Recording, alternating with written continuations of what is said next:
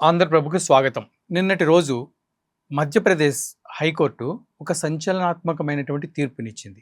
అదేమిటంటే మధ్యప్రదేశ్‌లో భోజశాల అనేటువంటి దేవాలయంలో ఒక మసీదు ఉంది. ఆ మసీదు అది మసీదు కాదు, అది దేవాలయమే. అక్కడ పూజలు నిర్వహించుకోవచ్చు అనేటువంటి ఒక తీర్పుని మధ్యప్రదేశ్ హైకోర్టు ఇచ్చింది. అయితే ఇదొక మరొక అయోధ్య అంశం అవుతుందా?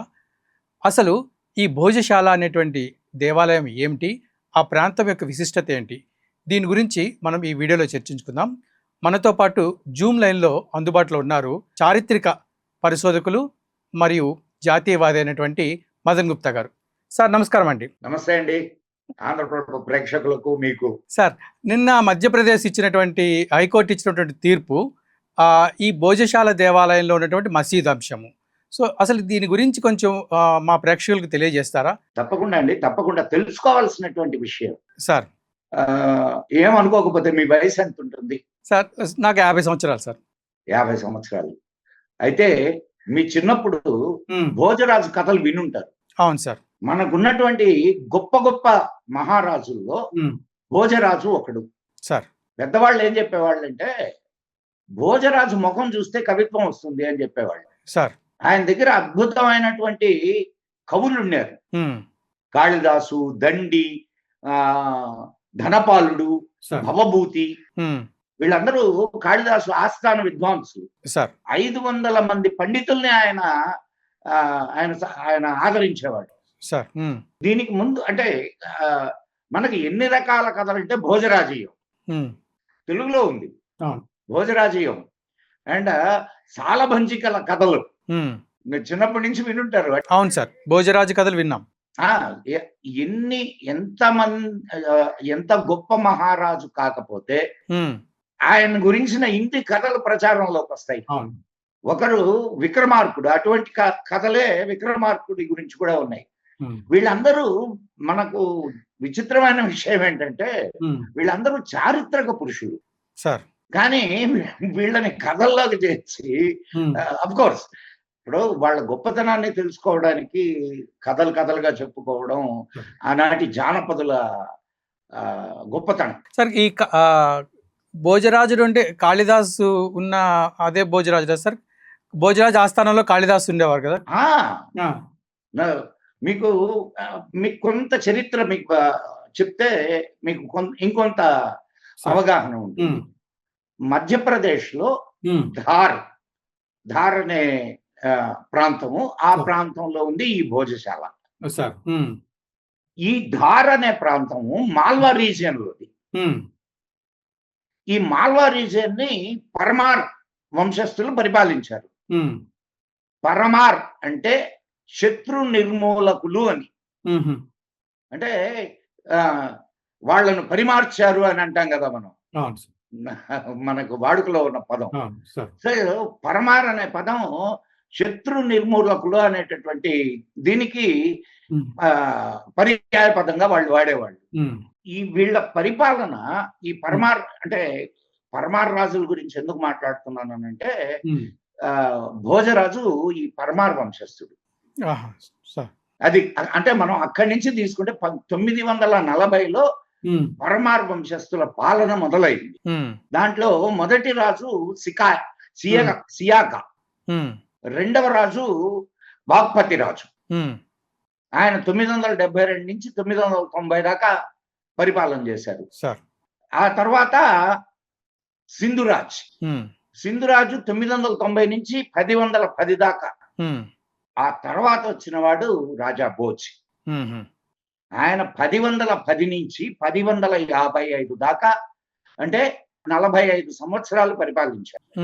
ఆ రాజ్యం వైపు కన్నెత్తి చూడడానికి కూడా భయపడేటటువంటి వాళ్ళు. మీకు నేను చెప్పాను కదా, నేటికి ప్రజలు చెప్పుకుంటూ ఉన్నారు అని అంటే ఆయన ఎంత గొప్ప మహారాజో ఆలోచించండి. అసలు ఎన్ని కథలండి బాబు. ఏమో భోజరాజు గురించిన కథలు, కాళిదాసు గురించిన కథలు, దండి గురించిన కథలు, అంటే ఎంత గొప్ప విద్వాంసులో వాళ్ళు మనకి ఈ కథల ద్వారా తెలుస్తుంది. ఇప్పుడు కాళిదాసు రచించినటువంటి కవి అభిజ్ఞాన శాకుంతలం గాని, మాళవికాగ్నిమిత్రం గాని, విక్రమోర్వశీయం కానీ ఇవన్నీ మనం విన్నాయే కదండి. అవును. ఈ రోజు కూడా మనం అభిజ్ఞాన శాకుంతలాన్ని చెప్పుకుంటాం. అవును సార్. ఇప్పుడు ఆ దిలీపుడి చరిత్ర మనకు తెలుస్తుందంటే కేవలం రఘువంశంలో చదివిన వాళ్ళకే కదా సార్. మరి రఘువంశం రాసింది వారే కదా, వారే కాళిదాసులు వారు. అవును. భోజుడి కాలంలోనే సరస్వతికి ఒక ఆలయం ఉండాలి అని ఆయన ఒక భవ్యమైన ఆలయాన్ని నిర్మించాడు సార్. దాంట్లో 12 అంటే సరస్వతికి ఆలయం అంటే ఏంటండి? అదొక యూనివర్సిటీ లాంటిది. ఆలయం అంటే పాఠశాల అంతే. అంతే కదా. ఇప్పుడు మా చిన్నప్పుడు నేను కావలి, మా ఊరు కావలి, కావలిలో హై స్కూల్ ఉండేది. హై స్కూల్లో సరస్వతీదేవి విగ్రహం ఉండేది. మా చిన్నప్పుడు మేము చదువుకున్నాం అక్కడ. సరస్వతీదేవికి నమస్కారం చేసుకొని మేము క్లాసులకు పోయేవాళ్ళం. సో ప్రతి పాఠశాల ఒక సరస్వతి దేవాలయమే. సరస్వతి దేవాలయం. ఇక్కడ ప్రత్యేకంగా భోజరాజు సరస్వతీదేవి ఆలయంగా ఆ పాఠశాలను నిర్మించాడు సార్. చాలా పెద్ద ప్రెమిసిస్. తర్వాత నేను చెప్పాను కదా 1200 మంది దాంట్లో అధ్యాపకులు ఉండేవాళ్ళు. 1200 మంది. అంటే ఇంకా ఎన్ని సబ్జెక్టులు అక్కడ నేర్పించబడే అనేది యూ కెన్ ఇమాజిన్. మామూలుగా మనకేం చెప్తూ ఉంటారంటే నలంద, తక్షశిల, 2-3 విశ్వవిద్యాలయాలు. కానీ భారతదేశంలో 1200 విశ్వవిద్యాలయాలు ఉండేవి సార్. 1200 విశ్వవిద్యాలయాలు, ఉచ్చ విద్యాలయాలు, ఉన్నత విద్యాలయాలు, ప్రాథమిక విద్యాలయాలు ఇవన్నీ కాకుండా 1200 ఉండేవి. ఈనాడు కూడా ఇంత అభివృద్ధి చెందాం మనం, ఇంత జనాభా పెరిగింది. అప్పుడు మాక్సిమం అంటే 30 కోట్ల జనాభా ఉండేది, 25 నుంచి 30 కోట్ల జనాభా ఉండేది మొత్తం భారతదేశంలో. భారతదేశం మొత్తం మీద 30 కోట్ల జనాభా ఉంటే వాళ్ళకు 1200 విశ్వవిద్యాలయాలు, యూనివర్సిటీస్ మనకి ఎన్ని ఉండాలి? అంటే విద్యకు అత్యంత ఉన్నతమైన ప్రముఖమైన స్థానాన్ని ఆనాటి పాలకులు ఎవరైనా కానీ, నేను ఐఎమ్ నాట్ టాకింగ్ అబౌట్ ఆనాడు ఉన్నటువంటి రాజులందరూ ఇచ్చారు. మా ఈ సామ్రాజ్యానికి పక్కనే, ఈ మాల్వా సామ్రాజ్యానికి పక్కనే, అంటే మాల్వా అంటే నథింగ్ బట్ మన ఈరోజు మనం వెళ్తున్నాం కదా మహాకాల్, ఉజ్జయిని, మహాకాళేశ్వరం, ఉజ్జయిని కూడా ఉజ్జయిని వాళ్ళ రాజధాని. మన సోమనాథ దేవాలయాన్ని సార్ దోచుకోవడానికి వచ్చినటువంటి వాడు కూడా ఈ మాల్వా సామ్రాజ్యం మీదుగా రాకుండా వేరే దిశగా వచ్చి దోచుకొని వేరే దిశగా వెళ్ళిపోయాడు. అంటే అంత భయం మాల్వా సామ్రాజ్యం అంటే, అంత భయం ఉండేది, అంత పటిష్టమైనటువంటి సామ్రాజ్యం. ఇప్పుడు ఏ సామ్రాజ్యం అయినా వీకెస్ట్ పీపుల్ ఉన్నా లేదా ఇప్పుడు కొంత ఒడిదుడుకులకి లోనవుతుంది. తర్వాత ఢిల్లీ సింహాసనం ఆక్రమించబడిన తరువాత 1401లో అక్కడ దానికంటే ముందు ఖిల్జీ సేనాని అయాన్ అల్ ఉల్ ముల్తానీ వాడి పేరు, వాడు ఇక్కడ యుద్ధం చేసి ఈ రాజ్యాన్ని జయించాడు. అక్కడితో అంటే లాస్ట్ మహాకాల దేవ్ అనేవాడు పరమార రాజ్యం ఆఖరి రాజు. అక్కడితో అక్కడ హిందూ సామ్రాజ్యం పోయి, అయితే 1280 ప్రాంతంలో అక్కడికి ఒక మౌలానా వచ్చాడు. ఇందాక మీ ప్రశ్నలో మీరు అడిగారు చూడండి సార్, ఏది అక్కడ మసీద్ ఎలా వచ్చింది, ఆ దేవాలయము కాదు, దర్గా. వాడి పేరు కమాల్ మౌలా మసీద్, కమాల్ మౌలా దర్గా అని ఇప్పుడు నిన్న మౌలానా అనేవాడు అక్కడికి వచ్చాడు. నిన్న హైకోర్టు 80లో, అంటే వీళ్ళు ఎవరు ఎంటర్ కాక ముందు సార్ వాళ్ళు ప్రచారానికి వచ్చారు. వాడు తాంత్రిక్, ముస్లిం తాంత్రిక్. వాడేం చేశాడంటే వాడి తంత్ర విద్యతో, వాడి మాయలతో చాలా మందిని అక్కడ ముస్లింలుగా మార్చాడు. అంటే మత మార్పిడి 1280లోనే మొదలైంది సార్. అంతేకాకుండా వాడు 36 సంవత్సరాలు ఉన్నాడు అక్కడ. 36 సంవత్సరాలు ఉండి మొత్తం ఆ రాజ్యం యొక్క ఆనుపానులన్నిటినీ తెలుసుకొని వాడు ఖిల్జీకి ఈ సమాచారాన్ని అంతా ఇచ్చాడు. ఖిల్జీ తన సేనాని పంపించి ఆ రాజ్యాన్ని ఆక్రమించుకున్నాడు. అంటే మనం ఎవరైనా వస్తే మనకు అతిథుల్ని గౌరవించడం అనేది మన సాంప్రదాయం. కానీ అతిథి ఎట్టాటి వాడు అనేది గుర్తించాలి అనే విషయాన్ని ఈ సంఘటనలన్నీ మనకు చెప్తాయి సార్. దుర్మార్గులకి మనం ఆశ్రయం ఇచ్చాం. ఇలా ఎన్ని సంఘటనలు ఉన్నాయో నేను మీకు చెప్పలేను. కాశ్మీర్ రాజు కూడా, కాశ్మీరం కూడా అలా ఆశ్రయం ఇచ్చిన వాడి వల్లనే నాశనం అయింది హిందూ సామ్రాజ్యం. రైట్. మళ్ళా మనం భోజశాల దగ్గరికి వద్దాం. 1401లో దిలావర్ ఖాన్ అనేవాడు మళ్ళా దీన్ని ఆక్రమించుకున్నాడు. ఈ దిలావర్ ఖాన్ భోజశాలలో ఉండే కొంత భాగాన్ని, దాన్ని ఏమంటారంటే విజయ మందిరం అంటారు. ఆ విజయ మందిరాన్ని కొంత భాగాన్ని ధ్వంసం చేసి అక్కడ మసీదు కట్టాలనుకున్నాడు. ధ్వంసం చేశాడు, కానీ మసీదు కట్ల. సార్ అప్పటి వరకు అక్కడ అంటే యూనివర్సిటీ అని అన్నారు కదా, అక్కడ యూనివర్సిటీ అక్కడ ఇంకా అప్పటికి రన్ అవుతుందా సార్? ఎస్.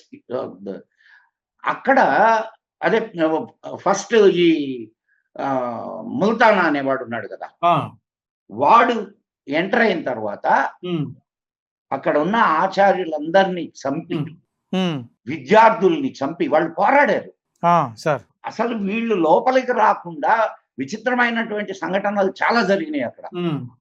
వీళ్ళు లోపలికి రాకుండా, ఈ ఇస్లాం దోపిడీదారులు లోపలికి రాకుండా వాళ్ళని అడ్డుకున్న వాళ్ళు ఎవరో తెలుసా? ట్రైబల్స్. అక్కడ ఉండే ట్రైబల్స్ అడ్డుకున్నారు వాళ్ళని. ట్రైబల్స్ వాళ్ళకి ఎంత వెపనరీ ఉంటది, ఎంత ఇన్ఫ్రాస్ట్రక్చర్ ఉంటది. కేవలం వాళ్ళు ఏదో తయారు చేసుకున్న కొన్ని బాణాలు అవి ఉంటాయి. ఉన్నటువంటి ఆ భావన, భక్తి భావన వీళ్ళను అడ్డుకునేటట్టుగా చేసింది. కానీ నిలవలేకపోయారు. 1200 మందిని చంపి అక్కడ ఉన్నటువంటి యజ్ఞకుండంలో వేసి తగలబెట్టారు, ఆహుతి ఇచ్చేసారు మొత్తం అందరిని. ఈనాటికి ఆ యజ్ఞకుండం అక్కడే ఉంది. మీరు విజువల్స్ గాని చూస్తే, ఇది భోజశాల విజువల్స్, యజ్ఞకుండం మధ్యలో ఉంటుంది. అంటే ఎవ్రీడే విద్యార్థులు యజ్ఞం చేసి వాళ్ళ చదువు మొదలు పెట్టేవాళ్ళు. 188 పిల్లర్స్ హిందూ దేవీ దేవతల బొమ్మలతో ఉన్నాయి ఆ దేవాలయం. ఈనాటికి ఉంది. ఈనాటికి గుడ్డివాడు చేతితో తడిమితే కూడా ఇది హిందూ దేవాలయం అని చెప్తాడు. కాకపోతే మన రాజ్యాంగం, మన న్యాయ వ్యవస్థ అంటే మన పాలకులు ఎట్లా తయారయ్యారంటే కాగితాల మీద ఉంటే తప్ప మేము నమ్మం అనే పరిస్థితి. ఈ వివాదము అది మసీదు, అది దేవాలయం కాదు అని ప్రారంభమైందా సార్? ఇప్పుడు ఎలాగైతే అయోధ్యలో జరిగిందో అట్లా? మీకు నేను ఒక క్రోనలాజికల్ ఆర్డర్ లో వస్తున్నాను సార్. ఓకే. ఈ దిలావర్ ఖాన్ అక్కడ దాన్ని డిస్టర్బ్ చేయడానికి ప్రయత్నం చేశాడు. తర్వాత 1514లో మహమ్మద్ ఖిల్జీ 2, ఖిల్జీ 1 కాకుండా వీడు ఖిల్జీ 2 ఈ భోజశాలలో ఉండే కొంత భాగాన్ని వాడు ధ్వంసం చేసి అక్కడ ఈ మౌలానా కమాల్ అనే వాడికి దర్గా నిర్మించాడు. ఎప్పుడు? 1514లో సార్. అంటే అప్పటికి 204 సంవత్సరాలైంది ఆ మౌలానా గాడు చచ్చి. బాబా అర్థమైంది. 204 సంవత్సరాల క్రితం చచ్చిన వాడికి 204 సంవత్సరాల తరువాత దర్గా కట్టారు. పోనీ వాడు అక్కడ చచ్చాడా అది కాదు, కాదు. వాడు ఎక్కడో చచ్చాడు కానీ వాడి పేరుతో దర్గా. అంటే దోచుకోవడం, స్థలాల్ని దోచుకోవడం, మానాల్ని దోచుకోవడం, ధనాన్ని దోచుకోవడం అనేది ఈ ఇస్లాం దోపిడీదారుల యొక్క మానసిక స్థితి. దానికి గొప్ప చిహ్నం ఈ భోజశాల బాలాన సమాధి సార్. అంటే ఇప్పుడు మీరు ఆలోచించండి, ఏ మాత్రమైన లాజికల్ ఇది ఉన్నది అక్కడ. ఒక వ్యక్తి చనిపోయిన తర్వాత 250 సంవత్సరాల తరువాత 4 సంవత్సరాల తరువాత అక్కడ ఒక దర్గా నిర్మించారు. అండ్ తర్వాత 1703లో సార్ ఆ స్థానికంగా ఉండేటటువంటి ట్రైబల్స్ అండ్ మరాఠా వాళ్ళు వీళ్ళు కలిసి ఆ రాజ్యాన్ని మళ్ళా చేజిక్కించుకున్నారు. అయితే మన వాళ్ళు చేసినటువంటి గొప్ప పని ఆక్రమించుకున్నారు. కానీ మన దౌర్భాగ్యం ఏంటంటే ఈ పాత చిహ్నాలు ఏవైతే ఉన్నాయో వీటిని నాశనం చేయాల, ధ్వంసం చేయాల. వాళ్ళు చేసినటువంటి అది తప్ప లేదా వాళ్ళ గొప్పతనమా అని నేను చెప్పదలుచుకోలేదు కానివ్వండి, వాళ్ళు మతం మారిన వాళ్ళని మళ్ళా గర్వాపసి చేయలేదు. ఇన్ ఎడిషన్ వాళ్ళు మన దేవాలయాల్ని ధ్వంసం చేసి కట్టినటువంటి మసీదులు ఏవైతే ఉన్నాయో వాటిల్ని ధ్వంసం చేసి మళ్ళా దేవాలయాలు కట్టలేదు, పునర్నిర్మించలేదు. ఇది మన పూర్వపు రాజులు, గెలిచిన రాజులు చేసినటువంటి, నేనైతే మహా తప్పిదమనే అంటాను సార్. వాళ్ళ ఉదారవాదమే చెడిపింది. అది ఉదారవాదం అని మనం ఈ రోజు అనుకుంటున్నాం. కానీ చూడండి, ఈనాటికి ఎంత ఎంత భయంకరమైనటువంటి పరిస్థితుల్ని మనం అనుభవిస్తున్నాం. ఈ ఉదారవాదం ఎక్కడి దాకా వచ్చిందనంటే 1947లో మన దేశం రెండుగా చీలిపోయిన తర్వాత, ఒక దేశం ఇస్లామిక్ దేశంగా మారిన తర్వాత ఇంకా ఈ ఉదారవాదాన్ని పట్టుకొని మనం ఊగులాడుతూ నాశనం అయిపోతున్నది కాదా సార్. తర్వాత 1826లో ఈ భోజశాల బ్రిటిష్ వాళ్ళ అధీనంలోకి వెళ్ళింది. బ్రిటిష్ వాళ్ళల్లో లార్డ్ కర్జన్ మీకు తెలిసే ఉంటుంది, వినే ఉంటారు లార్డ్ కర్జన్ సార్. ఈ లార్డ్ కర్జన్ బెంగాల్ విభజనకు కారకుడు, ఇది చేసినటువంటి వాడు. అప్పుడు చాలా గొడవలు జరిగినాయి. అయితే లార్డ్ కర్జన్ దగ్గర ఉన్నటువంటి ఇంకొక గొప్ప విషయం ఏంటంటే, అతను ఈ బోల్డెస్ట్ మాన్యుమెంట్స్ ఏవైతే ఉన్నాయో వీటిల్ని కాపాడడానికి ఒక వ్యవస్థను ఏర్పాటు చేశాడు. అది మరి దోచుకోవడానికి చేశాడా లేకపోతే దేనికి చేశాడా అనేది పక్కన పెడితే, ఆ టైంలోనే అక్కడ ఉన్నటువంటి పూజింపబడుతున్నటువంటి సరస్వతి విగ్రహాన్ని దాన్ని లండన్ మ్యూజియం కి తరలించాడు. ఆ తరువాత 1951లో హిందూ మహాసభ, ఆర్ఎస్ఎస్ ఈ రెండు ఈ ఆలయాన్ని గురించి జనజాగరణ చేయడం మొదలుపెట్టాయి. 1961లో విష్ణు శ్రీధర్ వాకండ్కర్ అనే హిస్టోరియన్ లండన్ కి వెళ్ళి అక్కడ ఉన్నటువంటి సరస్వతి విగ్రహం భోజశాలలోని విగ్రహమే అని నిర్ధారణ చేశాడు. 1962లో ముస్లింలు, అంటే అప్పటిదాకా అక్కడ నమాజులు జరగలేదు. ఎప్పుడు సార్? ఇప్పుడు మీరు అన్నట్టు 1714లో 62 వరకు అక్కడ నమాజులు జరగల. ఎప్పటి నుంచి సార్? 1714 నుంచి 1961 వరకు అక్కడ నమాజ్ జరగల. 1962లో ముస్లిం పెద్దలు అక్కడ మాకు నమాజ్ చేసుకునే అధికారం ఇవ్వండి అని చెప్పి అడిగారు. తర్వాత 1994లో మన వాళ్ళు అక్కడ సరస్వతి వందనం అండ్ హనుమాన్ చాలీసా ఈ రెండు చదవడం మొదలు పెట్టారు 94లో. అప్పటి వరకు దానికి ముందు జరిగినటువంటి ఇంకొన్ని విషయాలు మనం మాట్లాడుకోవాలి. 1961లో నమాజ్ చేసుకోవాలనేటువంటిది వీళ్ళ యొక్క ప్రతిపాదన. సో దాని తర్వాత ఏమైంది సార్ అది అంటే 1963లో అక్కడ ఒక దౌర్భాగ్యుడి పాలన మొదలైంది. వాడి పేరు దిగ్విజయ్ సింగ్ సార్, కాంగ్రెస్ నాయకుడు. వాడు ఈ పూజలు అంటే సరస్వతి పూజలు ఇవి జరగడానికి వీల్లేదు, ముస్లింలు ప్రార్థన చేసుకోవచ్చని వాడు ఆర్డర్ పాస్ చేశాడు 63లో. అప్పటి నుంచి అక్కడ సంవత్సరానికి ఒక్కసారి వసంత పంచమి రోజున ఆ భోజశాలలో మన వాళ్ళు పూజలు చేసేవాళ్ళు సార్. అయితే మనది తిథుల ప్రకారం కదా, అవును. వాళ్ళది ప్రతి శుక్రవారం. వాళ్ళు ప్రతి శుక్రవారం వచ్చి నమాజ్ చేసుకునేవాళ్ళు సార్. ఈ మనం వసంత పంచమి రోజు ఒక్కరోజు మాత్రం సంవత్సరానికి ఒక్కరోజే, సంవత్సరానికి ఒక్కరోజు మనం పూజలు చేసుకునేవాళ్ళం. ఇలా జరుగుతూ ఉండింది. కానీ మనం ఊహించని ఇంకొక సమస్య ఎదురైంది. అదేమిటంటే శుక్రవారం నాడే వసంత పంచమి వస్తే వాళ్ళు మనం ఒకటే రోజు చేసుకోవాలి.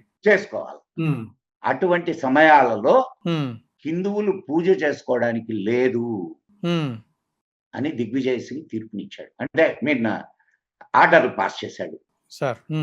1997లో దిగ్విజయ్ సింగ్ చేసిన నిర్వాహకం ఇది. 1962 నుంచి గొడవలు జరుగుతూ ఉన్నాయి. ఓకే. కానీ పూజలు చేయడాలు ఇవన్నీ లేవు. వాళ్ళు ప్రార్థన చేయడానికి వచ్చేవాళ్ళు, మన వాళ్ళు పూజలు చేయడానికి వెళ్ళేవాళ్ళు. వాళ్ళు ప్రార్థన చేసేదానికి వచ్చినప్పుడు మన వాళ్ళు అడ్డుకునేవాళ్ళు, మన వాళ్ళు పూజలు చేయడానికి వెళ్ళినప్పుడు వాళ్ళు అడ్డుకునేవాళ్ళు. ఇవి జరుగుతూ వచ్చినాయి. 1997లో మే 12న దిగ్విజయ్ సింగ్ వాళ్ళకి పూర్తి అధికారం ఇచ్చి మనల్ని బయటకు దోశాడు. యాక్చువల్ గా ఇది ఏఎస్ఐ స్థలం. మీరు బాగా మన పివి నరసింహారావు గారి సమయంలో ఒక చట్టం తీసుకొని వచ్చారు, places of worship act. 1992 places of worship act. ఈ ప్లేసెస్ ఆఫ్ వర్షిప్ యాక్ట్ ప్రకారం 1947 నాటికి ఏ స్ట్రక్చర్ ఉందో ఆ స్ట్రక్చరే ఉండాల సార్. అక్కడ ఎవరు పూజలు చేస్తుంటే, ఎవరు నమాజులు చేస్తుంటే వాళ్లే చేసుకోవాలా. దాన్ని చేంజ్ చేయడానికి లేదు అనేది ఆ చట్టం. కానీ అవి ఏఎస్ఐ ఇవి ఏవైతే ఉన్నాయో, ఆర్కియాలజికల్ సర్వే ఆఫ్ ఇండియా వాళ్ళ స్థలాలు ఏవైతే ఉన్నాయో వాటికి వర్తించదు. ఇది ఏఎస్ఐ స్థలం. ఇది ASI. Okay. Archaeology of survey of India. So 2013లో ఒకసారి, 2016లో ఒకసారి శుక్రవారం నాడే వసంత పంచమి వచ్చింది. గొడవలు స్టార్ట్ అయింది. సో చాలా మంది చనిపోయారు. చాలా మంది మన వాళ్ళు చనిపోయారు, వాళ్ళు చనిపోయారు. సో ఇంత పోరాటాలు జరిగినాయి ఆ ప్రదేశం కోసం. తర్వాత కోర్టు వ్యవహారాలు మొదలైనవి. ఈ కోర్టు వ్యవహారాలలో ఏ కోర్టు అంటే అదే మన మధ్యప్రదేశ్ హైకోర్టు ఇక్కడ సర్వే చేయాలా అని ఒక తీర్పునిచ్చింది. ఒక తీర్పునిస్తే అంటే ఏ విధమైన సర్వే సార్? అది హిందూ దేవాలయమా, దర్గా అనేది డిసైడ్ చేయడానికి ఒక సర్వే నిర్వహించినప్పుడు నిర్వహించమని చెప్పింది కోర్టు ఇచ్చింది ఆర్డర్. ఇచ్చింది. ఇది ఎప్పుడు సార్? ఏ సంవత్సరం? ఇది 2003. 2003.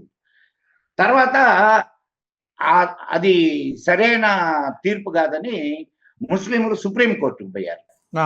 సుప్రీంకోర్టు ఏం చేసిందనంటే ఈ వివాదం మీరు హైకోర్టులోనే తేల్చుకోమని మళ్ళీ వెనక్కి పంపించారు. హైకోర్టు అక్కడ 98 రోజులు ఆ సర్వే జరిగింది. ఇరు పక్షాల వాళ్ళు, అటు ముస్లింలు ఇటు హిందువుల ప్రతినిధులు సమక్షంలో ఆ సర్వే జరిగింది. ఇది మధ్యప్రదేశ్ హైకోర్టు ఇచ్చిన ఆదేశం ప్రకారం ఈ సర్వే జరిగింది. అక్కడ వాళ్ళు 1200 పేజీల ఆ, రిపోర్ట్ ని కోర్టుకు సబ్మిట్ చేశారు. ఓకే. ఇది ఏ సంవత్సరం సార్? 2003లోనే 20 2014 వరకు జరిగింది ఇది. ఆహా, ఓకే 2014 వరకు ఈ ఉమ్, తంతు జరిగింది. అంటే ఓకే. వాళ్ళు మీకు తెలిసిందే కదా అదే అదే అదే కోర్టు వ్యవహారాలు తెలుసు. ఎట్లుంటాయి అనేది. సో అంటే ఇంకా అది చెప్పుకుంటూ పోతే ఇంకా చాలా పెద్దది అవుతుంది. లాజికల్ ఆర్డర్ చాలా పెద్దదవుతుంది. మీకు క్లుప్తంగా వివరించడానికి ప్రయత్నం చేస్తాను. తర్వాత ఇవన్నిటిని పరిశీలించిన తర్వాత కోర్టు ఆ ఏఎస్ఐ రిపోర్టుని అండ్ హిందువుల క్లెయిమ్స్ ని వీటిలన్నిటిని పరిశీలించిన తర్వాత నిన్నటి రోజున కోర్టు తీర్పిచ్చింది.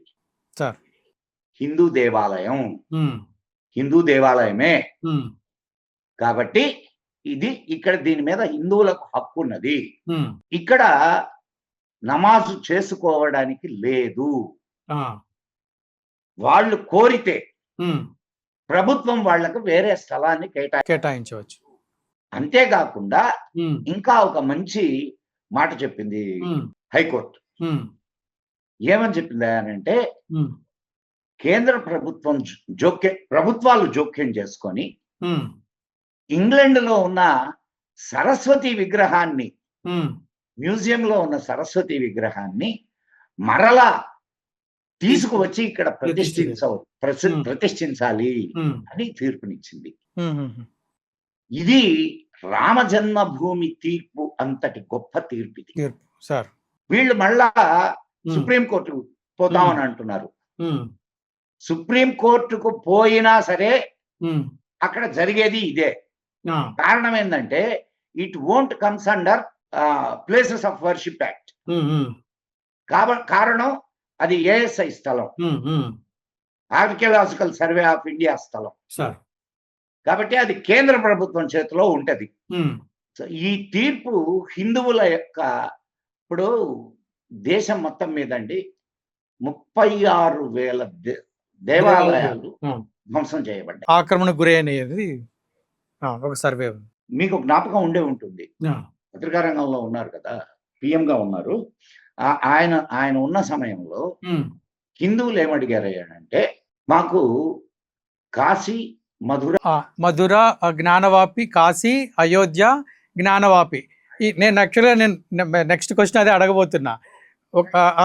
సో కాశీ అయోధ్య జ్ఞానవాపి ఈ 3 దేవాలయాలు మాకు ఇస్తే సరిపోతుందని చెప్పి అప్పుడు ఆర్ఎస్ఎస్ కూడా ప్రతిపాదన తీసుకొచ్చిందని అన్నారు.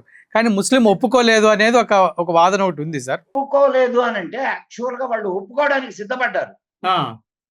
మన రాజీవ్ గాంధీ గారి టైం అది, దానికి ముందు జనతా టైం మొరార్జీ దేశాయ్ తర్వాత ఈయన కర్ణాటక ఆయన ఉన్నారు, దేవగౌడ గారు. ఆయన సమయంలో దేవగౌడ గారి టైంలో అప్పుడు ఈ జేఎన్యులో ఉండే కుహనా లౌకికవాదులు శక్తులు ఉన్నాయి కదా. అవును సార్. అది దేశాన్ని నాశనం చేయాలనుకుంటే కమ్యూనిస్టు శక్తులు ఉన్నాయి కదా. ఈ వాళ్ళ మేధావులందరూ కూర్చొని మీరు దీనికి గాని ఒప్పుకుంటే వాళ్ళు రెడీ అయి ఉన్నారు, ముస్లింలు రెడీ అయ్యారు ఇవ్వడానికి. మీరు దీనికి ఒప్పుకుంటే ఇంకా మొత్తం మీ దేవాలయాలన్నింటినీ మీ మసీదులన్నింటినీ తీసేసుకుంటారు, అది ఇది అని చెప్పి ముస్లింలని రెచ్చగొట్టి దాని మీద ఒక 60 పేజీల పుస్తకాన్ని రిలీజ్ చేశారు. ఎవరు సార్? సోకాళ్ళు మీరు చెప్పిన మేధావులు, కమ్యూనిస్ట్ మేధావులు. దాంతో వీళ్ళు ఇస్లాం వాళ్ళు మళ్ళా వెనక్కు అది బాబ్రీ మసీదే, అది రామ జన్మభూమి కాదు అని. అది ఇప్పుడు హిందువులకు చాలా మంచిదైంది. అప్పుడు ఏఎస్ఐ సర్వే మొదలు పెట్టారు సార్. ఆ తర్వాత ఆ కథ అంతా మీకు తెలుసు కదా. అవును సార్. ఇక్కడ కూడా అదే పరిస్థితి. ఇప్పుడు హిందువులకి ఒక అద్భుతమైనటువంటి అవకాశం. అవును. ఏంటంటే మీరు 3 దేవాలయాలతో ఆగాల్సిన అవసరం లేదు. 36,000 దేవాలయాల్ని కూల్చి కట్టినటువంటి మసీదులు ఏవైతే ఉన్నాయో వాటిలన్నింటినీ నువ్వు క్లెయిమ్ చేయొచ్చు. అయితే ఇక్కడ ఉన్నటువంటి మనం ఎక్కడ దౌర్జన్యానికి పాల్పడలేదండి. అవును సార్. మనము కోర్టు ద్వారానే, న్యాయ వ్యవస్థ ద్వారానే ప్రయత్నం చేశాం. ఈ సమస్యల్ని సాల్వ్ చేసుకుంటున్నాం, ప్రయత్నం చేస్తున్నాం, విజయం సాధిస్తున్నాం. సార్ సత్యం బయటకు రావడానికి ఆలస్యం కావచ్చు, కానీ కొంత సమయం పడుతుంది, కానీ సత్యం శాశ్వతంగా నిద్రపోతుంది. కాబట్టి సత్యం ఏమిటి? అక్కడ ఆలయం ఉన్నది సత్యం, దాన్ని నిర్మూలించి ఇది చేసింది సత్యం. సార్ ఇప్పుడు ఈ ఏఎస్ఐ వాళ్ళు దేన్ని బట్టి నిర్ణయించారు సార్ ఇక్కడ దేవాలయం ఉంది అని? సర్వే. అదే ఆ సర్వే దేన్ని ఆధారం చేసుకుని? చాలా రకాల సిస్టమ్స్ వచ్చినాయి సార్, అండర్ గ్రౌండ్ సర్వేస్ ఉన్నాయి. ఓకే, అంటే అక్కడ మీరు ఇంతకుముందు అన్నట్టుగా ఒక గుడ్డివాడు పట్టుకున్నా కూడా అక్కడ హిందూ విగ్రహాలు ఉన్నాయని, అంటే అక్కడ పూర్తిగా నిర్మూలించకుండా దానిపై సార్ కోర్టు డైరెక్ట్ గా వచ్చి చూడదు. సో కోర్టు ఎవరినైతే నిర్మిస్తుందో వాళ్ళ కళ్ళే, వాళ్ళ వాంగ్మూలమే కోర్టుకి ఆధారం, అంతే తప్ప కోర్టు డైరెక్ట్ గా వచ్చి చూడదు. కోర్టు విన్నదాని మీద డెసిషన్ ఇస్తుంది. ఇక్కడ ఒక అథారిటేటివ్ సంస్థ ASI, archaeological survey of India, అది నిర్ధారించగలదు. దాని దగ్గర అనేక రకాలైనటువంటి సాక్ష్యాలు ఉంటాయి. ఇది కాకుండా అక్కడ కొన్ని సంస్కృత శాసనాలు ఉన్నాయి, ఇప్పటికీ ఉన్నాయి. అయితే ఇక్కడ అంటే మీరు ఎవరైతే విధర్మయులు ఉన్నారో వాళ్ళు అంటే పూర్తిగా నిర్మూలించకుండా దానిపైన కట్టుకుంటూ వచ్చారు ఈ దర్గాని. అంటే అక్కడ వాళ్ళ ఉద్దేశం ఏంటి సార్? అంటే పూర్తిగా నిర్మూలిస్తే దొరకకపోయేది కదా, మరి దాని మీద వీళ్ళు ఎందుకు పూర్తిగా నిర్మూలించడానికి? ఇప్పుడు దోచుకునేవాడికి డబ్బు ఖర్చు పెట్టడం ఇష్టం ఉండదా? ఆనాటి రాజులు డబ్బులు ఖర్చు పెట్టి ఇంత భవ్యమైనటువంటి ఆలయాలను నిర్మింపజేశారు, భవ్యమైన కట్టడాల్ని నిర్మింపజేశారు. వీళ్ళు దానిపైన పెయింట్ వేసి దర్గా అని పేర్లు రాసుకున్నారు, పెయింట్ వేసి మసీద్ అని రాసుకున్నారు. దోపిడీదారులకి ఇప్పుడు మీరు ఆలోచించండి, దోచుకోవడానికి వచ్చినటువంటి వాళ్ళు ఏమి ఇక్కడ పరిపాలించాలా, ఇక్కడ అందరితో కలిసిపోవాలని ఉన్న వాళ్ళు కాదు. ఎంత దొరికితే అంత దోచుకుని వెళ్ళిపోవాలి. ఇది ఎలా ఉంటుంది? పైన బోర్డు మార్చి సార్. సో అలా మీకు సార్ అలా కాకపోతే ఈనాటికి ఢిల్లీ నడిబొడ్డున కుతుబ్ మీనార్ తెలుసు కదా? అవును, మెహరోలీ గంజ్ అంటారు దాన్ని. మిహిరుడి పేరు మీద వచ్చినటువంటి మెహరోలీ గంజ్. మిహిరాచార్యుడు మనకు అస్ట్రాలజర్, ద గ్రేట్ అస్ట్రానమర్, వరాహమిహిరుడు ఆయన పేరు మీద వచ్చింది మెహర్ గంజ్. అది అంటే మిహిర గంజ్ కాస్త మెహర్ గంజ్ అయింది, తర్వాత మెహరోలీ గంజ్ అయింది. అక్కడ కట్టడాలన్నీ కూడా వేదశాలలు, నక్షత్రశాలలు, దేవాలయాలు. మీరు ఈనాడు అక్కడికి వెళ్ళినా ఆ మొత్తంలో అనేక దేవతా విగ్రహాల బొమ్మలు కనిపిస్తాయి సార్. ఏమండి, ఒక్క చిన్న ప్రశ్న మనం వేసుకుందాం. వీళ్ళు ఎంత అంటే దౌష్ట్యం, వాళ్ళది దౌష్ట్యం అండి. ఇప్పుడు బుత్పరస్తి అంటారు వాళ్ళు, అంటే విగ్రహారాధన నిషిద్ధం. కానీ ఆ విగ్రహాలు ఉన్న చోటుకు పోయి వీళ్ళు ఎట్లా ప్రార్థనలు చేస్తారు, ఎట్లా నమాజులు చేస్తారు? అది దేవుడు హర్షిస్తాడా? వాళ్ళ దేవుడు అవునా కదా? అంటే వాళ్ళు అక్కడ ప్రార్థనలు చేయడం కన్నా మన శ్రద్ధని మీద వాళ్ళు రాజ్యం వెళ్ళడం అనేది కేవలం వాళ్ళ ఆధిపత్యాన్ని చూపించుకోవడానికి చేసేటటువంటి ప్రయత్నాలే. మన బుద్ధి లేని, తలకాయ లేని రాజకీయ నాయకులు ఎవరైతే ఉంటారో వాళ్ళ ఓట్ల కోసం వాళ్ళ చెప్పులు నాగుతారు. వాళ్ళు ఏది చెప్తే అది. దిగ్విజయ్ సింగ్ గారు రాజ కుటుంబం నుంచి వచ్చినటువంటి వాడు, సిగ్గుందండి వాడికి. ఎన్ని రకాలుగా వాళ్ళని సమర్థిస్తూ వచ్చాడు, కేవలం పదవి కోసం. హిందూ టెర్రర్ అనేటటువంటి ఇదిని కూడా వాడే మొదలు పెట్టింది. ఒక హిందువు ఏనాటికి టెర్రరిస్ట్ కాలేడు. ముస్లింలు అందరూ టెర్రరిస్టులు అని నేను చెప్పడం లేదు సార్, కానీ టెర్రరిస్టులు అందరూ ముస్లింలే. సార్ ఇక్కడ ఒక చిన్న ప్రశ్న. మీరు ఇంతకుముందు చెప్పారు కదా, భోజశాలలో సుమారుగా 1200 మంది అధ్యాపకులు ఉండేవాళ్ళు, ప్రొఫెసర్స్ ఎవరైతే ఉన్నారో వాళ్ళు ఉండేవాళ్ళు. అంటే ఒక్కొక్కరికి మనము 40 మంది వేసుకుంటే దగ్గర దగ్గర 12,000 నుంచి 16,000 మంది విద్యార్థులు ఉండేవాళ్ళు. అంటే ఒక యూనివర్సిటీ 6,000 మంది దాదాపు. సో ఒక ఒక ఒక యూనివర్సిటీలో ఇలాంటివి మనం ఇంకా విన్నాం. అంటే మాకు తెలిసినంత వరకు ఆ తక్షశిల ఇట్లా కొన్ని పేర్లు విన్నాం, నలంద, వీటి పేర్లు ఉన్నాం. సో ఇంతకుముందే మీరు చెప్తున్నారు ఇలాంటి విద్యాలు 1200 దగ్గర దగ్గర సుమారుగా 1200 ఎన్నో ఉన్నాయని మీరు అన్నారు. సో అసలు అంటే ఇంత జ్ఞానం కలిగి ఇంత విద్య కోసం పరితపించినటువంటి భారతదేశము ఎందుకు మనకు విద్య లేదు అనిపించుకోవాల్సిన పరిస్థితి ఎందుకు వచ్చింది? బ్రిటిష్ వాళ్ళు వచ్చి మేము నేర్పించామనే పరిస్థితి ఎందుకు వచ్చింది సార్? సార్, పాలకుడు ఎప్పుడు తనది పై చేయగానే ఉండాలనుకుంటాడు. సార్ రైట్, తప్పులేదు. ఎందుకనంటే పాలకుడు వాడి గొప్పతనాన్ని వాడు చూపించుకోవాలి. వాడి గొప్పతనాన్ని వాడు చూపించుకోవాలంటే ఎట్లా చూపించుకోలేడు? వీడిని తక్కువ చేస్తే తప్ప. కాబట్టి వాళ్ళు చరిత్రను వక్రీకరించారు. అండ్ మన మానసికంగా హిందువుల్ని అణగదొక్కారు సార్. మానసికంగా అణగదొక్కారు హిందువుల్ని. అంటే తర్వాత మనకు స్వాతంత్రం వచ్చింది అని అనుకుంటున్న అధికార బదిలీ జరిగిన తరువాత మన పాలకులు కూడా అదే భావదాస్యంతో అదే పరిపాలనా విధానాన్ని అనుసరిస్తూ హిందువులను కళ్ళు మూసి పాలన కొనసాగించారు సార్. మనకు స్వాతంత్రం వచ్చిన తర్వాత మన సంస్కృతి మీద, మన సాంప్రదాయాల మీద, లేదా మన గ్రంథాల మీద ఎంత పరిశోధన జరిగింది? అసలు పరిశోధనే జరగలేదు. మరి జరగకుండా దీంట్లో ఏం లేవని ఎట్లా చెప్తారు మీరు సార్? ఈనాడు జర్మనీ సంస్కృతం మీద వాళ్ళ కాలేజెస్ పెట్టుకొని ఉన్నారు. వాళ్ళకు one of the official language సంస్కృతం.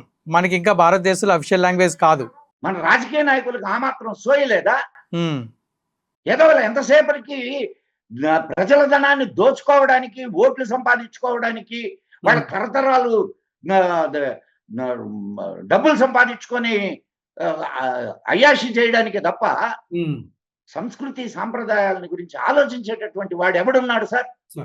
మరి ఎట్లా వెలుగులోకి వస్తాయి ఇవన్నీ? సార్, ఇక్కడ ఇంకొక ప్రశ్న. వచ్చిన ప్రతి ఒక్కళ్ళు, అంటే మన మీదకు దండయాత్ర చేసిన ప్రతి ఒక్కళ్ళు, ముస్లిమ్స్ అయినా ఇంకొకళ్ళు దగ్గర నుంచి, అలెగ్జాండర్ దగ్గర నుంచి, అది ఏ మతమైనా సరే, మతంతో సంబంధం లేదు, కేవలం విదేశీయులు మనకి వచ్చినటువంటి దేవాలయాలను ఎందుకు టార్గెట్ చేసుకుంటూ వెళ్ళారు సార్? చేయలేదండి, ఒక్క ముస్లిమ్స్ మాత్రమే చేశారు. ఒక్క ముస్లిమ్స్ మాత్రమే దేవాలయాల్ని టార్గెట్ చేశారు, ఇంకెవరు చేయలే. ఎందుకు సార్ కారణం దేవాలయాలను టార్గెట్ చేయడానికి? సార్, ఒక వికృతమైనటువంటి మానసిక స్థితి వాళ్ళ గ్రంథం నేర్పిస్తుంది. వాళ్ళ గ్రంథాల్లో క్లియర్ గా చెప్పబడి ఉంది, ఇతరుల విగ్రహాలని ధ్వంసం చేయండి. వాళ్ళకి చిన్నప్పటి నుంచి మదర్సాల్లో అదే నేర్పిస్తారు. అక్కడి నుంచి వచ్చినటువంటి ఆ రాక్షస మనస్తత్వం బయటకు వచ్చిన తర్వాత సాత్వికంగా ఎట్లా మారుద్ది? కాబట్టి అదొకటి. ఇంకొక కారణం ఏమిటంటే, మన వాళ్ళు సంపాదించినటువంటి సంపాదనను భగవదర్పితంగా భగవంతుడికి ఇచ్చేవాళ్ళు. సో అత్యధికమైనటువంటి ధనం ఆలయాల్లో ఉండేది. కారణం ఏంటంటే, ఆలయ మాధ్యమంగా అనేక కార్యక్రమాలు జరిగేవి, పాఠశాలలు ఉండేవి, ఆలయ మాధ్యమంగా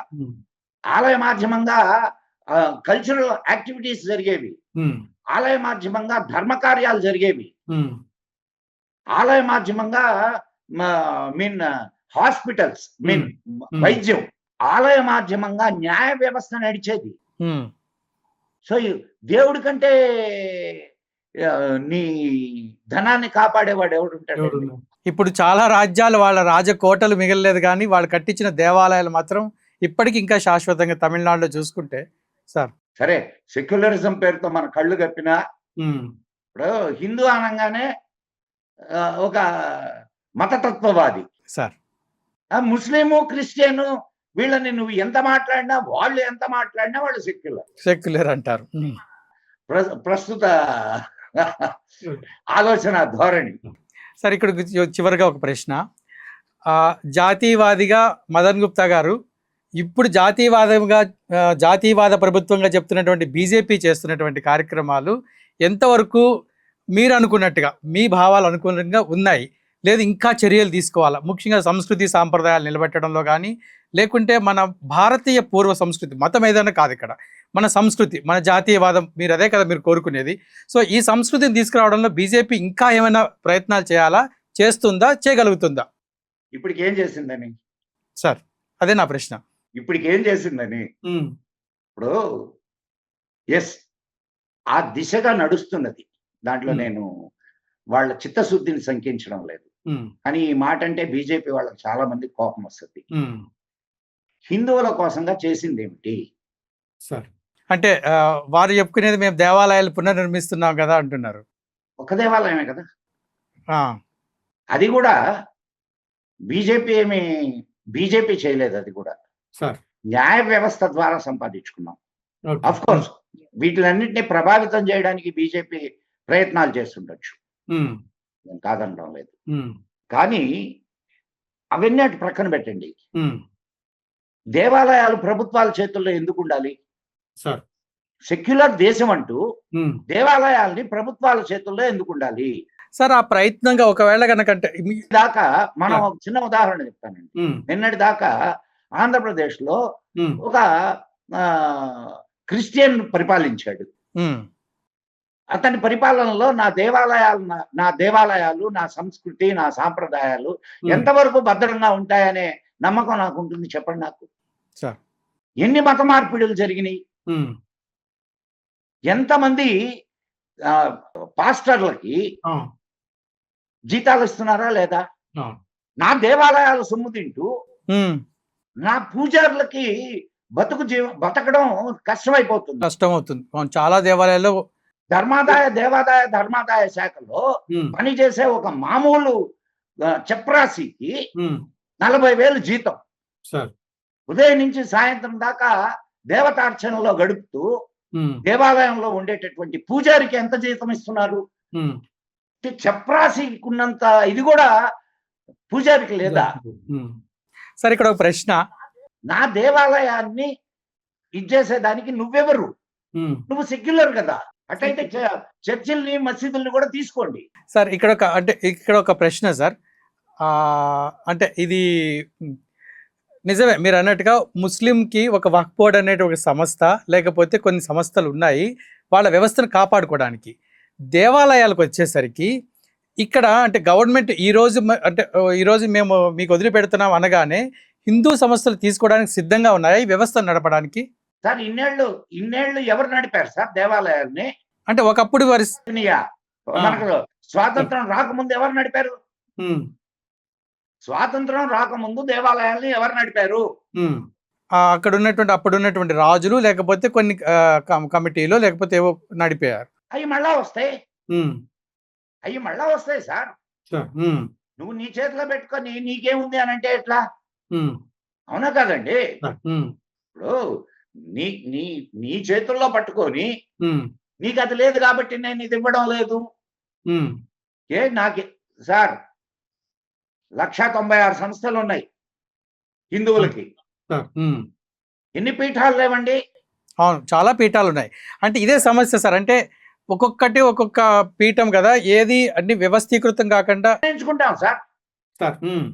మేము నిర్ణయించుకుంటాం. మా పీఠాధిపతులందరూ కూర్చుంటారు. కూర్చొని ఏ దేవాలయాన్ని ఎవడు ఎలా నిర్వహించాలా, మాకు ఆగమాలు ఉన్నాయి. ఒక్కొక్క దేవాలయాన్ని నిర్వహణకు ఒక్కొక్క ఆగమం ప్రధానంగా ఉంటుంది. సో ఆ ఆగమాల్ని అనుసరించేటటువంటి పీఠాలు ఏవైతే ఉన్నాయో ఆ పీఠాలు తీసుకుంటాయి. నీ పెత్తనం ఏమిటి? నువ్వు సెక్యులర్ అని అంటూ నా మీద నీ పెత్తనం ఏమిటి? నా మత సంస్థల మీద నీ పెత్తనం ఏమిటి? ఇది కదా మా ప్రశ్న. లేదు, సెక్యులర్ అయ్యా దేవాలయాల్ని ఖచ్చితంగా ప్రభుత్వాలే నడపాలి అనుకున్నప్పుడు చర్చిల్ని, మసీదుల్ని ఎందుకు వదిలేస్తున్నారు? అవునా కాదు సార్? ఇంతకు ముందు దేవాలయాల ఆధారంగా నా దేవాలయాలు నా దగ్గరికి వస్తే ఈ రోజు చర్చిలు ద్వారా నిర్వహించబడేటటువంటి హాస్పిటల్స్ అయితే ఉన్నాయో వాటికి 400 ఇంతలు మన దేవాలయాలు నిర్వహించగలవు. ఒక్క తిరుపతి దేవాలయం ఎన్ని హాస్పిటల్స్ ఏర్పాటు చేసింది సార్? లేదు. ఒక తిరుపతిలో మాత్రం ఒక దేవాలయం, ఒక హాస్పిటల్ ఉంది అంతే. అవును. ఎన్ని ధర్మశాలలు ఉన్నాయి దేశం మొత్తం మీద. ధర్మం కోసంగా దేవాలయాలకి ఎంతెంత ఫండ్స్ ఇస్తుంది ఒక దేవాలయం. సుమారుగా ఒక సర్వే సార్ మొన్న, ఇప్పుడు గనక క్రిస్టియన్ మిషనరీస్ గనక వాళ్ళు నిర్వహిస్తున్నటువంటి హాస్పిటల్స్ కనుక వాళ్ళు నిర్వహించము అంటే గనక ప్రభుత్వం కూడా నిర్వహించలేదు, అంతమంది రోగులు రోడ్డు మీద పడతారు అనేటువంటి సర్వే వచ్చింది ఈ మధ్య కాలంలో. ఒకటి నిర్వహించమనండి, మేము నిర్వహించవద్దు అని చెప్పడం లేదండి, మేము నిర్వహించవద్దు అని చెప్పడం లేదు. కానీ అక్కడ జరుగుతున్నది ఏమిటి? రోగులకి సేవల కన్నా వేరే విషయాలు ఎక్కువ జరుగుతున్నాయి. నిన్నటి దాకా ఈమె మదర్ తెరేసా ఏం చేసింది?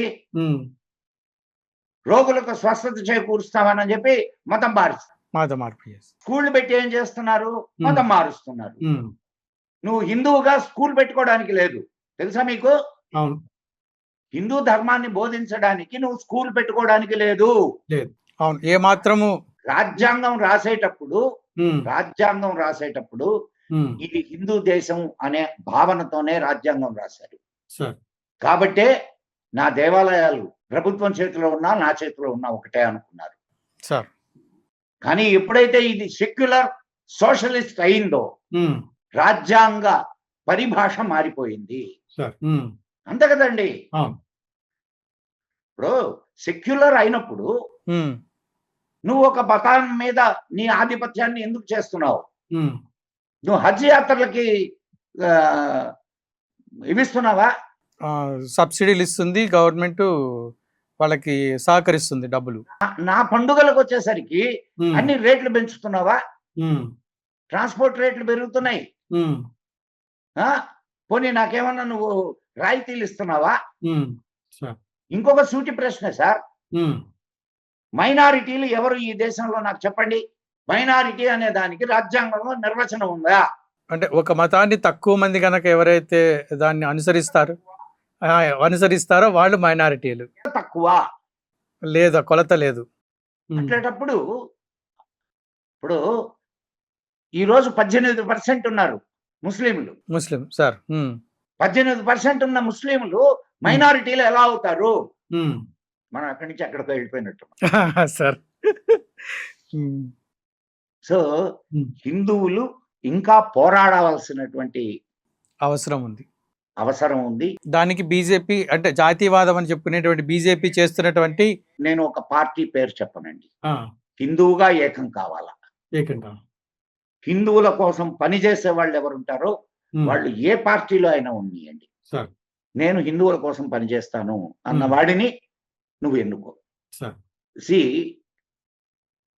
నేను బీజేపీ అభిమానినే, నేను బీజేపీకే ఓటేస్తా. కానీ హిందువుగా నాకు ప్రశ్నించే హక్కు కూడా ఉంది ప్రభుత్వాన్ని.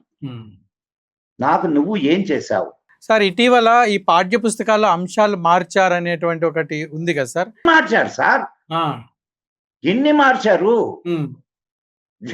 కాదు, ఉండే ఎన్ని తప్పులు తడకలైతే ఒకటి రెండు అంశాలు మార్చి ఇప్పటికీ మెకాలే సిస్టమే ప్రివైల్ అవుతున్నది.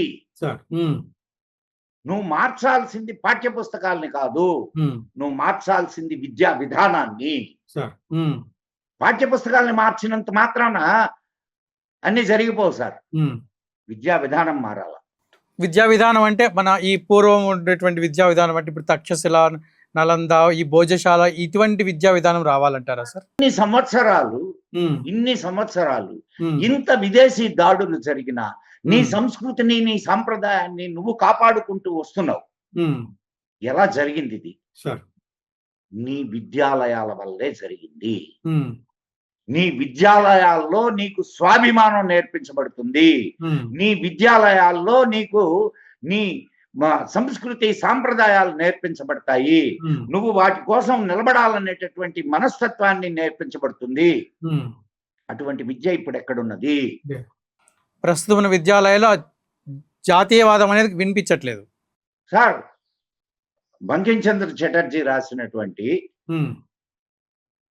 గీతం తెలుసు కదా మీకు? వందే మాతరం. వందే మాతర పూర్తి పాఠం చదవడానికి అభ్యంతరం చెప్పేటటువంటి కుక్కమూతి పిందెలు ఈ దేశంలో ఉన్నాయి సార్. వాళ్ళ కోసం తక్కిన స్టాంజాస్ అన్నిటినీ తీసేసి మొదటి 4 లైన్లు మాత్రమే ఉంచినటువంటి మహా సెక్యులర్ రాజకీయ నాయకులు ఈ దేశంలో ఉన్నారు. నీ సంస్కృతి చిహ్నం, నీ దేశాన్ని దేవతగా భావించి పూజించేటటువంటి గీతం అది. ఇటువంటి వాళ్ళ మధ్య మనం బ్రతుకుతున్నాం. మనం హిందూ దేశంలో బ్రతకడం లేదండి. మనం హిందూ దేశంలో బ్రతకడం లేదు. హిందువు ఈనాటికి ఈ దేశంలో 2వ తరగతి పౌరుడే. ఇది నీ దేశం అని చెప్పుకోవడానికి నీకేమున్నది? ఆలోచించండి సార్. సార్, సో భోజశాల రావడం సార్ అనేది మనకు ఒక గొప్ప హిందువులకు ముఖ్యంగా తెలుసుకోవాల్సినంతటి కారణం ఏమిటంటే విద్యాది దేవత, మరలా విద్యాది దేవత ఇక్కడ ప్రతిష్ఠింపబడుతుంది. సార్, భాగవతంలో ఒక పద్యంతో నేను ముగిస్తాను సార్. శారద నీరదేందు ఘనసార పటీరమరాళ మల్లికాహార తుషార ఫేన రజతాచల కాశ పణీష కుంద మందార సుధాపయోధి సిత తామర సామరవాహిని శుభాకారత నొప్పు నిన్ను మది కానగనెన్నడు గల్గు భారతి. భారతి, భారతి అంటే జ్ఞానమునందు రమించున్నది. ఓ భారతి, నిన్నెప్పుడు నేను దర్శించగలను? భారతదేశం జ్ఞానమునందు రమించే భూమి, సరస్వతికి నిలయమైనటువంటి భూమి ఇది. మరలా సరస్వతి మాత అక్కడ ప్రతిష్ఠింపబడాలా, జ్ఞాన జ్యోతులు మళ్ళా భారతదేశం నుంచి ప్రపంచం అంతా వెలుగులు చిమ్మాలా అని కోరుకుంటూ సెలవు తీసుకుంటాను. సార్, చాలా సంతోషం. మీ విలువైన సమయాన్ని మా ప్రేక్షకుల కొరకు కేటాయించి చాలా గొప్ప మంచి విషయాలు తెలియజేశారు. మళ్ళీ ఇంకో కార్యక్రమంలో కలుద్దామండి. తప్పకుండా తప్పకుండా అండి. ఓం నమః శివాయ. చూశారు కదా, అది జాతీయవాది అయినటువంటి మదన్ గుప్తా గారి విశ్లేషణ. ఇప్పుడు కేవలం అది ఏదో ఒక దేవాలయమో లేకపోతే ఒక ప్రదేశమో అనుకోవద్దు. అది ఒక యూనివర్సిటీ. ప్రపంచానికి జ్ఞాన భిక్ష పెట్టినటువంటి భారతదేశము మళ్ళీ ఇంకొకసారి విశ్వగురువుగా కావడానికి అడుగులు వేస్తున్నామని తెలియజేస్తున్నారు మదన్ గుప్తా గారు. ఇంకో కార్యక్రమంలో కలుద్దాం. ఈ కార్యక్రమంపై మీ విలువైనటువంటి కామెంట్స్ తెలియజేయండి. ఆంధ్రప్రభకు సబ్స్క్రైబ్ చేసుకోండి. మీ మిత్రులకి షేర్ చేయండి. సెలవు.